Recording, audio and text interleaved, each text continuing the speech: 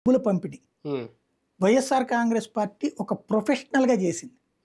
నాకున్న అవగాహన, నేను తెలుసుకున్న సమాచారం ప్రకారం చూస్తే, ఇది ఎవరు ధృవీకరించని విశ్వసనీయ సమాచారం ప్రకారం చూస్తే 1,50,000 అంటే ఒక 2 లక్షల ఓట్లు ఉన్న చోట 1,50,000 మందికి కొనడానికి డబ్బులు ఇచ్చింది 2,000 చొప్పున. ఒకవేళ 2 దాటితే ఇది 1,70,000 అట్లా వస్తే 1,60,000 కొనమంది. అంటే 30 నుంచి 35 కోట్ల రూపాయలు పార్టీ అధినాయకత్వం పంపించింది అన్నది నేను విన్నమాట.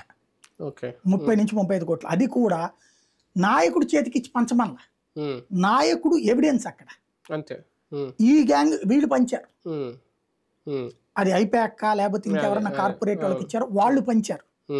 కాబట్టి ఈ పంపిణీలో 100కి 100 అని చెప్పను, 100కి 90% జరిగింది. పంపిణీ దగ్గర ఎక్కడ ప్రాబ్లం రాల. కొన్ని చోట్ల 1000 పంచుతుంటే అక్కడ వాళ్ళు కాల్ సెంటర్ పెట్టుకున్నారు. ఈ కాల్ సెంటర్లో వాళ్ళకి ఇంటిమేట్ చేసుకోవడానికి.